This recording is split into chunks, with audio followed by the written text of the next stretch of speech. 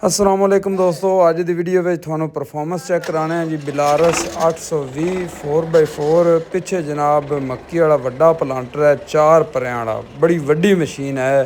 थानू performance check कराने अज इंदे ते चेक करो जनाब, जिड्डी बलां ट्रैक्टर है उन्नी वड्डी मशीन है। ते पिछे मशीन जड़ी है 4 पड़ियां वाली टिक टिकी प्लांटर, पिछे जनाब मकई भी लगदी आंदी है। चेक करो तो मशीन के अगे तुसी मिट्टी चेक करो किन्नी मिट्टी है अगे। तो ट्रैक्टर जनाब 2 व्हील आ रही है, ट्रैक्टर 2 व्हील विच चल रही है। 4 व्हील मेरा ख्याल भाई नूं पता कोई नहीं।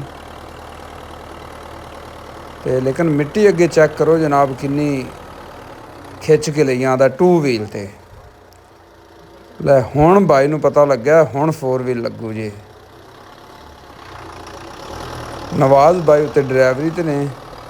लो जी हुण 4 व्हील लग गया तो चेक करो, हुण उन्होंने परवाह ही कोई नहीं। पिछे जनाब 1 2 3 4 5 6 7 8 मशीनां लगियां हुई। क्या जनाब बात है जी, ट्रैक्टर भी वड्डा है तो मगर मशीन भी बड़ी वड्डा वड्डी है। ट्रैक्टर ते वड्डी ते मशीन सड़क तो जनाब जेड़े बंदे नवेड़े। लगदे ने ओ जनाब ट्रैक्टर ते नु वेखण भाई वास्ते नवाज खलो होरी रहंदे और ने सैफुल्ला भाई भी जिन्हों एडी का वड्डी ट्रैक्टर मशीन है, ते एडा वड्डा वो ट्रैक्टर कहते ने भी ये ते वड्डे किले ट्रैक्टर ते तो तकरीबन काम भी 2-2.5 जनाब लीटर एवें जिहड़ा लिया ना जांदा है। खर्च करता है डीजल। तो ये जनाब है इस वड्डी मशीन के बदौलत।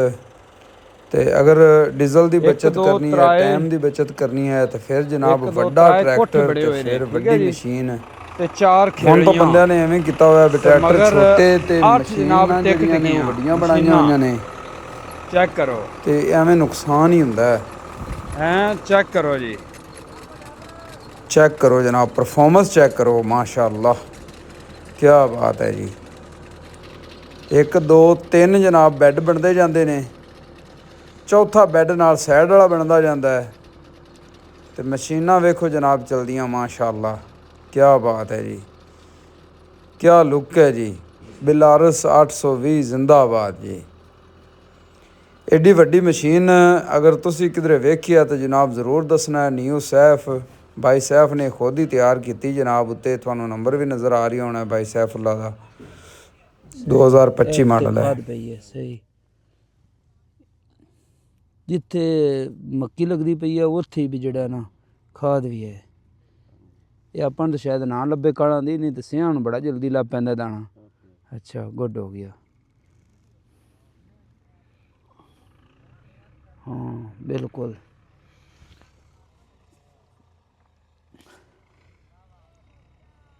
सही, बिल्कुल कोई मिसिंग नहीं, बेहतरीन माशाअल्लाह। अच्छा सैफुल्ला भाई, ये वैसे जी ये मशीनी काश्त है, ये दूसरी काश्त नालों चंगी नहीं होंदी? ठीक हो रही है। पिछली बार दफा मैं लगाई जिन्हों लोगों की सही 63 17 63 21 110 10 मन एवरेज आई है। माशाअल्लाह माशाअल्लाह। वो क्योंकि ये बेनीफिट है ना, सारी खाद हाँ जी उस पौधे की जड़ दे विच पई हुंदी है, वो सारी खाद नूं इस्तेमाल करदा है। इस्तेमाल कर रही एक जेडी ऊपर पीछे ऊपर सटदे ना खाद जी, हाँ जी उनकी एवरेज ओनू ताकत नहीं दे रही। ये थल्ले बीज ते थल्ले खाद पई है, उत्ते बीज पिया, ठीक हो गया। फौरी इनू ग्रोथ करवा लेनी है। हाँ, और जेड़ा ना हिक्के लैवल ते बीज लग रही है, कोई थल्ले उत्ते नहीं, हाँ जी ते ये जर्मीनेशन भी बड़ी प्यारी होगी। बड़ी प्यारी होंदी। नागा उत्थे आंदा जिथे मशीन के मुंह ते अगे डिल आ जावे ना जी, डिल आ जावे तो फिर उत्ते ओ बीज थल्ले नहीं डिगदा, फिर अगले खाने में चला जाता। ठीक हो गया जी, ज़बरदस्त। चेक करो जनाब, बिलारस 820। हाँ जी, ट्रैक्टर में कोई पता नहीं, हाँ ट्रैक्टर नूं कोई पता नहीं। कितनी रात नहीं आना, सफाई रखता है। हाँ जी सफाई अभी मिट्टी रखेगा तो सफाई है। ट्रैक्टर की कोई स्लिपिंग नहीं, सुखा नहीं, देनी नहीं। बिल्कुल इस तरह ऐसी मिट्टी कोई ट्रैक्टर 4 व्हीलर नहीं रख सकता। सही।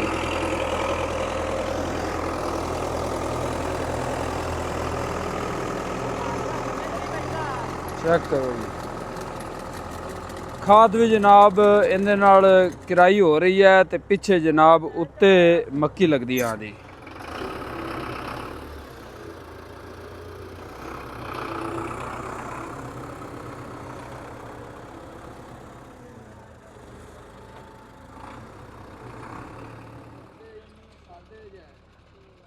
पहली केड़ी 4 स्क्रीन शूट होई।